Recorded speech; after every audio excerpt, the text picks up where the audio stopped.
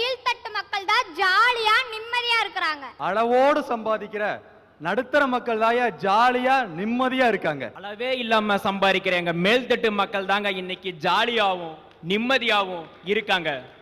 எந்த பாடும் படாம ஒரு வேலை வெட்டியும் செய்யாம அடுத்த முதுகுல ஏறி சவாரி செய்யற மாத்துங்களா, நாங்க தாங்க உண்மையாலுமே நிம்மதியா இருக்கிறோங்க. இன்னைய சூழ்நிலையில எந்த மனுஷையா சந்தோஷமா நிம்மதியா ஜாலியா இருக்கா? அது உங்களை பார்த்தாலே தெரியும். எவனுக்குமே நிம்மதி கிடையாது. ஒரு கேள்விக்கு 5 விட வந்திருக்கு பார்த்தீங்களா? அந்தந்த வேலைக்கு சம்பாதிச்சு சாப்பிட்றானே அவன் தான் நிம்மதியா இருக்கான். ஒரு பதில். இன்னொரு ஆள் என்ன சொல்லுது?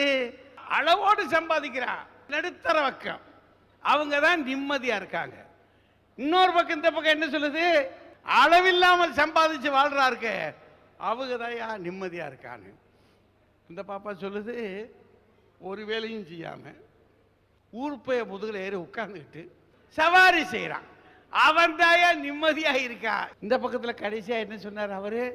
இன்னைக்கு இருக்கிற சூழ்நிலை எவையா நிம்மதியா இருக்கான், எல்லா பயிலுமே நிம்மதி இல்லாம தான் இருக்கான். அதுக்கு ஒரு உதாரணம் அவரும் நானும். பாருங்க, இதாயா வாழ்க்கை, இப்படி தாயா இருக்குன்னு 5 விதமா ஆட்கள் வந்திருக்கிறாங்க. தூக்கம் வராத ஜாலி பெருசா, நிம்மதியான தூக்கம் பெருசா? பேசாம நான் வீட்லயே தூங்கி இருந்திருப்பேன். இப்ப நீங்க ஜாலியா நின்னு இந்த ப்ரோகிராம் பார்த்து என்ஜாய் பண்ணிட்டு இருக்கீங்க. இப்ப உங்களால நிம்மதியா தூங்க முடியுமா? நின்னுகிட்டே தூங்குறதுக்கு நான் குதிரையா? இத முடிச்சிட்டு வீட்டுக்கு போய் நிம்மதியா தூங்குவீங்க. அப்ப உங்களால ஜாலியா ப்ரோகிராம் பார்க்க முடியுமா? நான் நிம்மதியா தூங்குவேன், ஆனா என் வீட்டுக்காரமா நிம்மதி இல்லாம இருப்பா. நம்ம விடுற கொரட்டை சேத்தத்துல அவ தூக்கம் போயிடும். ஒரு 5000 ரூபாய் இருந்தா தாங்க, 2 நாள்ல கொடுத்துறேன். ஏம்மா இங்க கடை வாங்குறதுக்கு வந்தியா பேச வந்தியா? திடீர்னு இன்னைக்கு தான் வந்து நிக்கிற, 5000 ரூபாய் கடன் கேக்குறிய, என்ன தைரியத்துல கேக்குற? அப்ப 1 மாசத்துக்கு முன்னாடியே கேட்டிருந்தா 1 லட்சம் தருவீங்களா? 5000 ரூபாய் நான் கொடுத்தா என்ன செய்வேன்?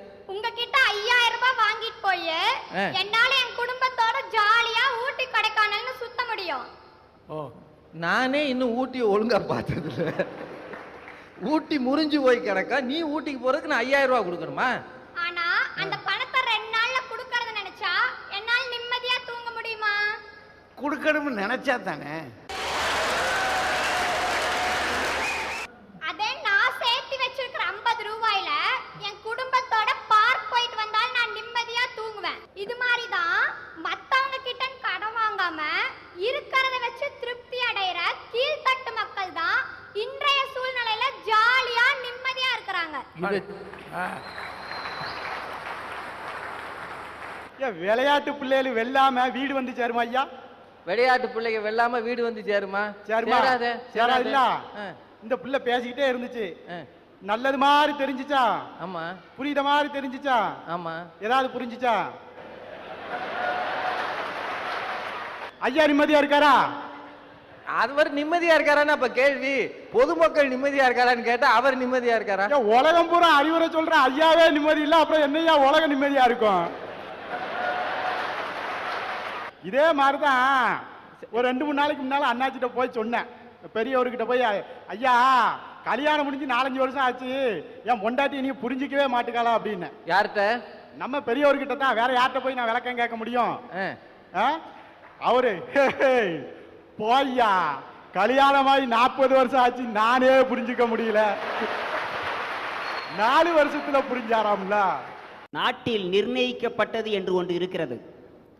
நவகிரகங்கள் 9, திசைகள் 8, வானவில் 7, சுவைகள் 6, பஞ்சபூதங்கள் 5, பருவநிலை 4, மூர்த்திகள் 3, துருவங்கள் 2, நிம்மதி 1, அது அடுத்தவன் முதுகில் சவாரி செய்பவனே என்று பேச வந்திருக்கிறேன். விளங்கினவங்களுக்கு விளங்கின மாதிரி தெரியும், விளங்காதவங்களுக்கு எதுவும் விளங்காது. நீங்க விளங்கினவங்களா விளங்காதவங்களா? உங்க முன்னாடி நிக்கிற நான் விளங்கியா போக முடியும்? விளங்காம தான் நிக்கிறேன். எது சரி நம்ம இன்னைக்கு நினைக்கிறோமோ அது நாளைக்கு சரியில்லைன்னு தோணும். சரி. எது இன்னைக்கு சரியில்லைன்னு நம்ம நினைக்கிறோமோ அது நாளைக்கு சரின்னு தோணும். இப்போ சானியா மிர்சா பந்தடிக்கிறா, கோர்ட்டுக்கு வெளியே போது அவுட்டுங்கிறோம். சச்சின் டெண்டுல்கர் பந்து அடிச்சு கோர்ட்டுக்கு வெளியே போனா அது ஏன் 6 பாயிண்ட்டுங்கிறோங்க? 6ன்றோம். 6ன்றோம். ஓ, இவ்வளவு எப்படியா உங்களுக்கு யோசனை வருது?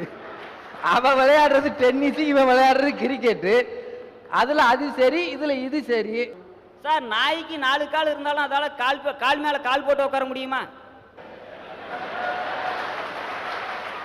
எப்படி புதுசு புதுசா இப்ப யோசிக்கிறீங்க? நடுத்தர மக்கள் சொல்றாங்களே, சைக்கிள் எவ்வளவு வேகமா ஓடினாலும் பேக்குகளை ஃப்ரெண்டுகளை முந்த முடியுமா?